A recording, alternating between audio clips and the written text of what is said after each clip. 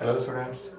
तो पिछले क्लास में हम लोगों ने मैग्नेटिक फील्ड ऑफ अर्थ और उसके बाद एक एक्टिविटी पढ़ा था 13.4 एक्टिविटी, और जिसमें हम लोगों ने देखा था कि जिस तरह जैसे हम लोग किसी सर्किट में बैटरी का टर्मिनल अलग डायरेक्शन में लगाते हैं तो करंट का डायरेक्शन चेंज होगा। ये तो डेफिनेट सी बात है, हमको पता है। लेकिन उसके डायरेक्शन के चेंज होने के साथ साथ जब कंपास में हम लोग डिफ्लेक्शन देख रहे थे तो उस डिफ्लेक्शन में भी परिवर्तन हो रहा था, और उस डिफ्लेक्शन की वजह से हम लोग कोई भी डायरेक्शन पता कर सकते हैं, है ना।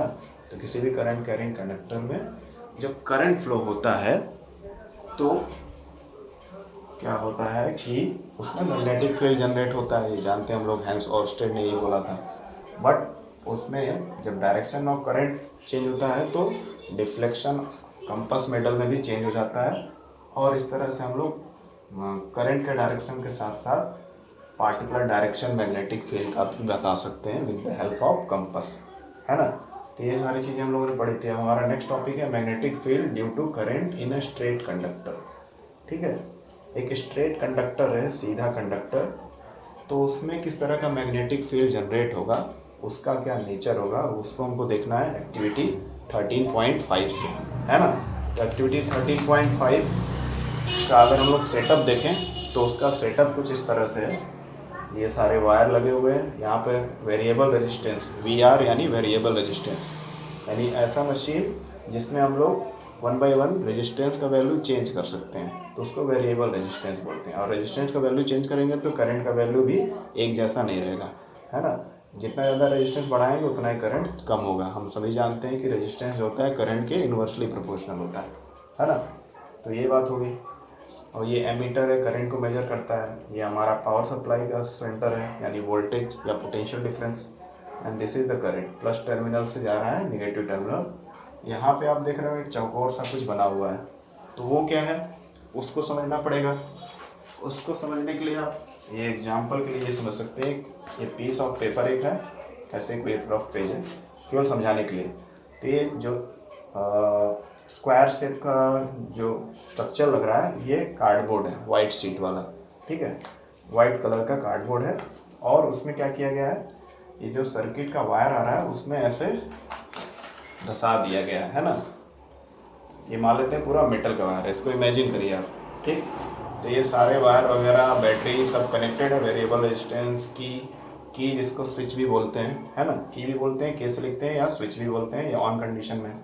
ये सारे का कनेक्शन एक वायर से है, जो वायर क्या है किसी कार्डबोर्ड से, वाइट कार्डबोर्ड से पार हुआ है ना। उसमें से इंटरसेक्ट करके या इंजेक्ट करके इसको उसमें धंसाया गया है कार्डबोर्ड में, दूसरी तरफ निकल गया है।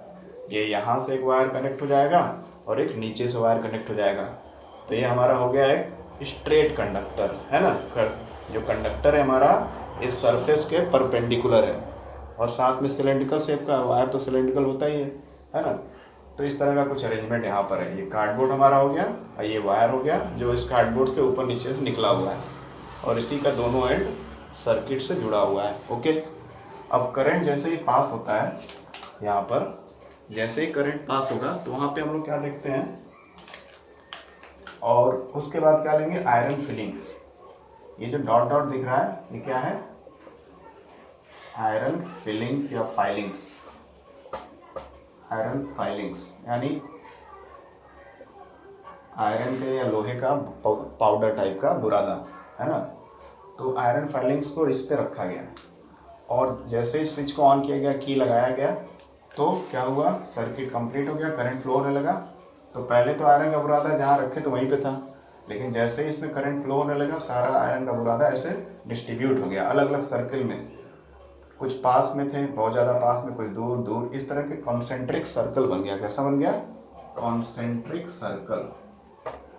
कॉन्सेंट्रिक सर्कल, कॉन्सेंट्रिक सर्कल जैसा पैटर्न हमको देखने को मिला जब सर्किट में करंट फ्लो होने लगा, और सारे आयरन फिलिंग्स एक कॉन्सेंट्रिक सर्कल में अपने आप को पोजीशन कर लिए। कॉन्सेंट्रिक सर्कल का मतलब होता है एक ही पॉइंट के अराउंड कई सारे सर्कल, यानी एक सेंटर कॉमन है जहाँ से हमारा स्ट्रेट कंडक्टर गया है इस कार्डबोर्ड के ऊपर नीचे, और उसी पॉइंट के चारों तरफ सर्कल बने हुए हैं। सेंटर एक ही है, कई सारे सर्कल बन गए हैं। आयरन फिलिंग्स जो है अलग अलग सर्कल पे या सर्कुलर एरिया पे अरेंज हो गए हैं, है ना।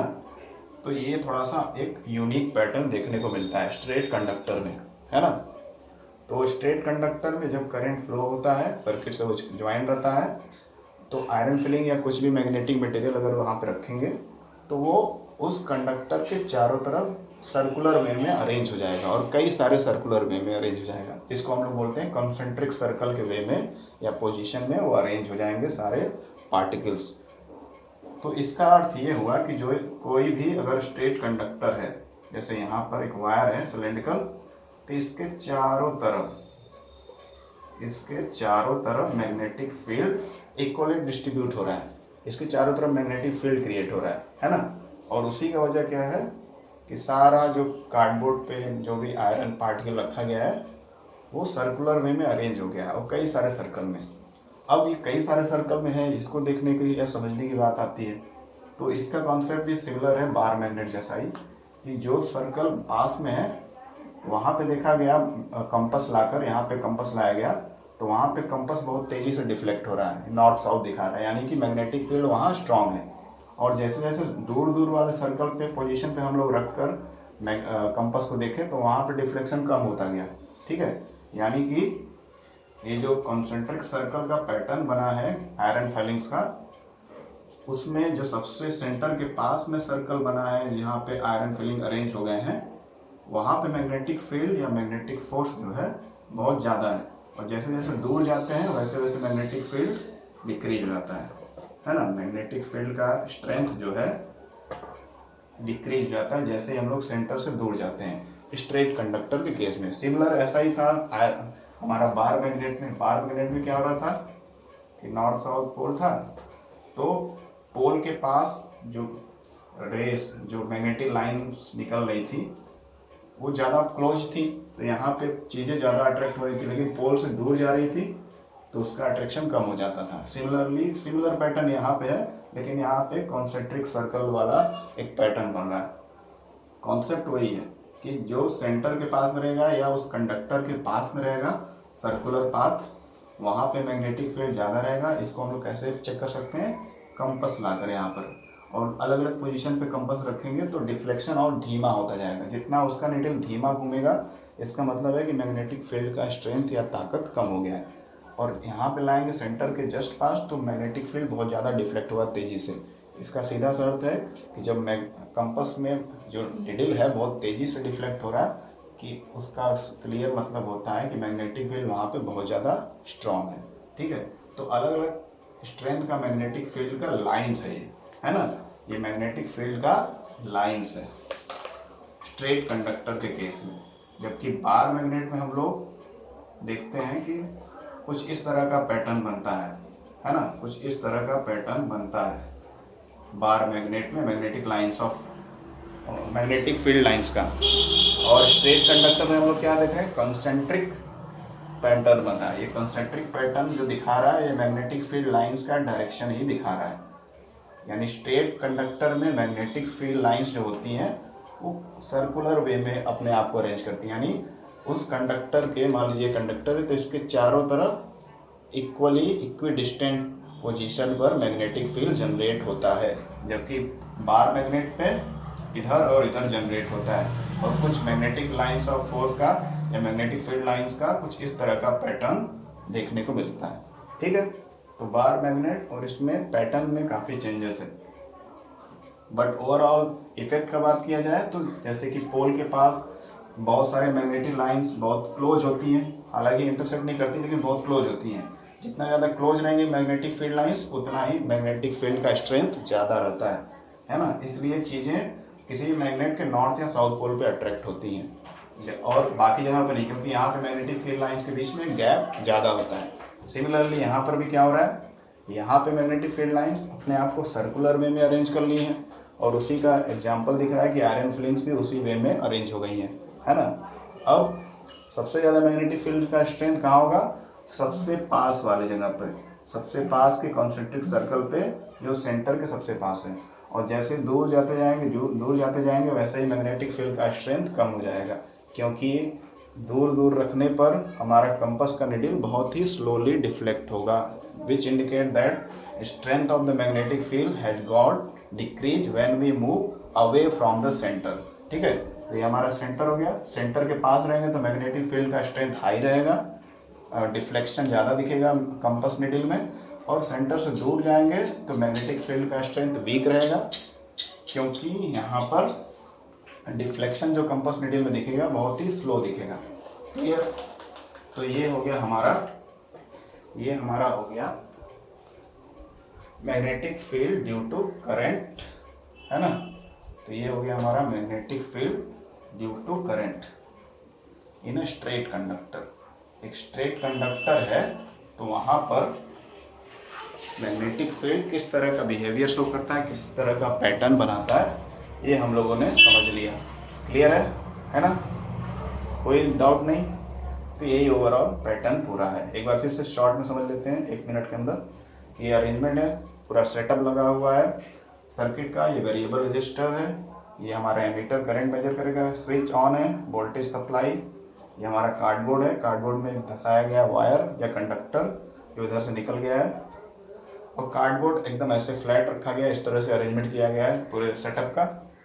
और वाइट कलर का है, उस पर आयरन का बुरादा, आयरन का पाउडर रख दिया गया है, आयरन फिलिंग्स। और जैसे ही स्विच ऑन करेंगे या की बंद करेंगे तो क्या होगा कि करंट फ्लो होगा, सारा आयरन फिलिंग जो एक जगह था वो घर जाएगा और ऐसे सर्कल जैसे पाथवे बना लेगा। तो इससे ही हमको क्लियर होता है कि जब भी करंट किसी स्ट्रेट कंडक्टर में पास होता है तो उसके अराउंड जो मैग्नेटिक फील्ड लाइंस होती हैं वो कॉन्सेंट्रिक वे में क्रिएट होती हैं। इसीलिए आयरन के पार्टिकल भी कॉन्सेंट्रिक सर्कल बनाकर अरेंज हो गए हैं। और फिर कंपास नीडल से हम लोग को देखा गया कि सेंटर के पास जो कॉन्सेंट्रिक सर्कल है वहाँ पर कंपास के नीडल में ज़्यादा डिफ्लेक्शन हो रहा है, ज़्यादा तेज़ी से वो इसे इधर उधर कर रहा है उसका सुई कंपास का, जिसका मतलब है कि मैग्नेटिक फील्ड का स्ट्रेंथ यहाँ ज़्यादा है। और अलग अलग पोजीशन पर रखा गया उससे दूर, तो कंपास नीडल में डिफ्लेक्शन बहुत धीरे धीरे हो रहा था। इसका मतलब कि मैग्नेटिक फील्ड का स्ट्रेंथ या ताकत दूर जाने पे घट रहा था सेंटर से। क्लियर है ना? ये हो गया। चलिए अब यहाँ पे बात ये हो रही है कि अलग अलग पैटर्न है। यहाँ पे वेरिएबल रजिस्टर जो यूज किए हैं उसका क्या काम है?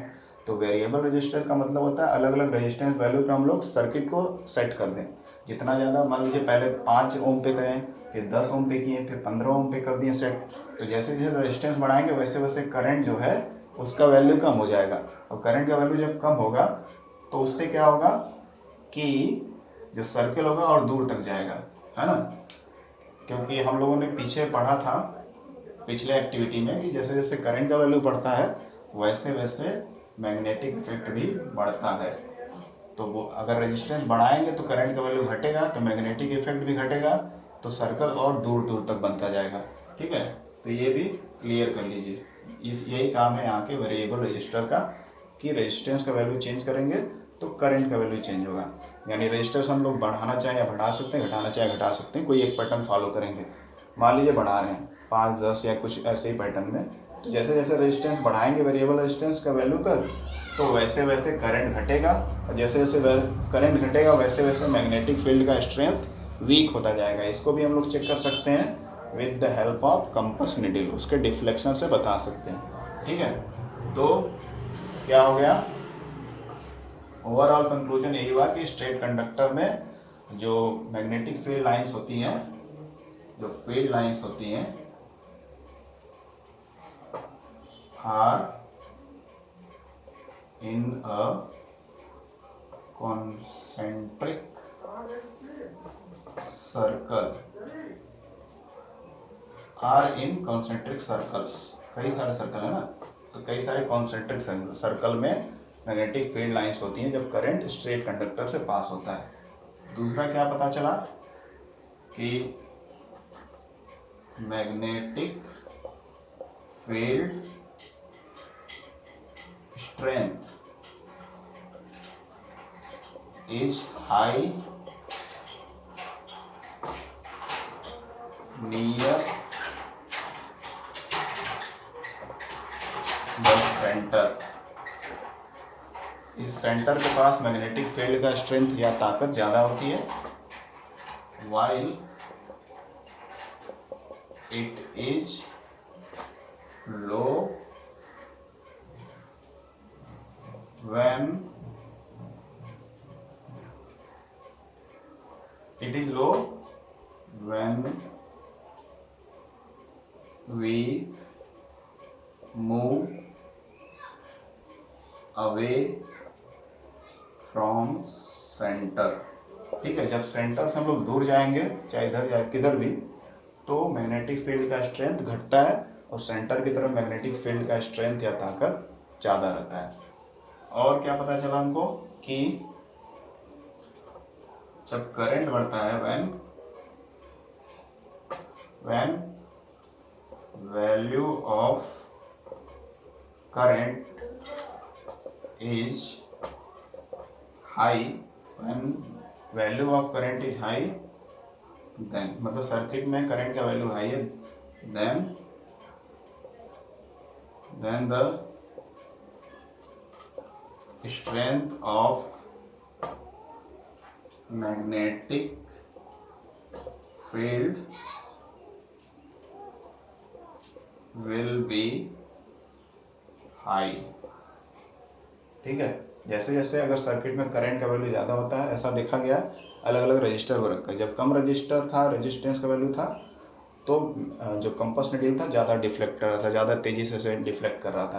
तो इसका सीधा सा अर्थ है कि मैग्नेटिक फील्ड ज़्यादा क्रिएट हुआ है वायर में या कंडक्टर में। लेकिन जैसे जैसे रजिस्टर बढ़ा वैसे वैसे डिफ्लेक्शन स्लो हो गया। तो इस तरह से इसके बेसिस बोल सकते हैं हम लोग कि जब करंट किसी सर्किट में हाई रहता है तो मैग्नेटिक फील्ड का स्ट्रेंथ जो होता है वो भी हाई रहता है, और इसका जस्ट उल्टा होगा। करंट जब लो रहेगा देन, इसको शॉर्टकट में समझ लीजिए, करंट नीचे का एरो मतलब लो रहेगा, या लिख देता हूँ मैं, करंट लो, आई मतलब current low, then magnetic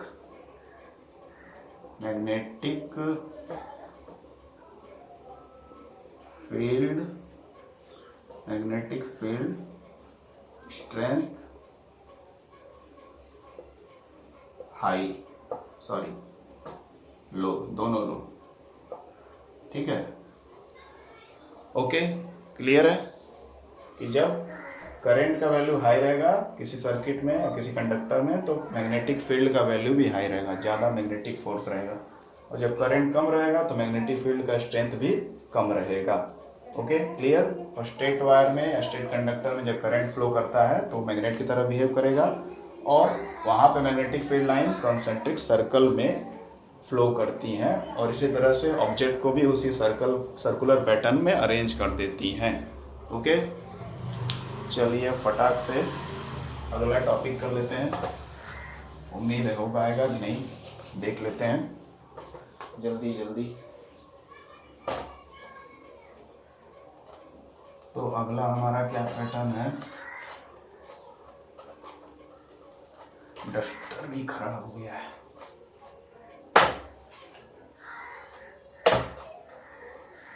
okay, तो हमारा अगला टॉपिक क्या है, राइट हैंड थंब रूल। फटाक से उसको समझ लेते हैं। Right hand thumb rule.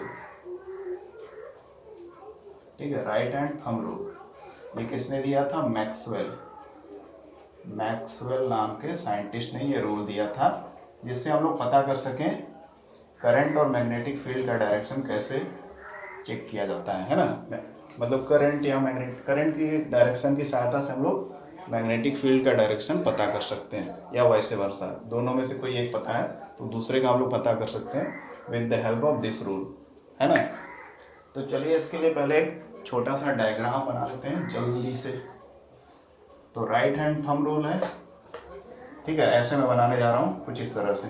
Thumb ऐसे बंद रहता है ना, तो ये मेरा हैंड हो गया, ये मेरी उंगलियां हो गई 3 4, और ये अंगूठा,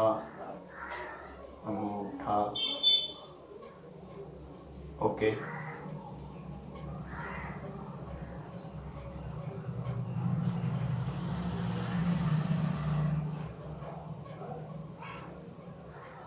ठीक है। तो ये मान लीजिए मैंने ऐसे इसको किया है ना, ये मेरा अंगूठा हो गया। इस तरह से मैंने अंगूठे को बंद किया है और अंगूठे ऐसे उंगलियों के बीच में मैंने वायर को पकड़ा हुआ है। ठीक, तो इसके अंदर एक वायर बना देते हैं। ये वायर हमारा है, कोई करंट कैरिंग कंडक्टर है जिसमें से करंट फ्लो हो रहा है, मान लेते हैं। ऐसे तो पकड़ना नहीं चाहिए, नहीं तो करंट का शॉक लग जाएगा। केवल समझाने के लिए है, जिससे आप इजीली फाइंड आउट कर सकते हैं चीज़ों को या डायरेक्शन को। थोड़ा सा हाथ गड़बड़ बन रहा है, ये सही क्यों नहीं बन रहा है? ओके, आई थिंक ये सही है। ठीक है, तो इसमें से करंट कैरिंग कंडक्टर हमने हाथ में पकड़ा हुआ है, उंगलियों के बीच में ऐसे पकड़ा हुआ है। ओके,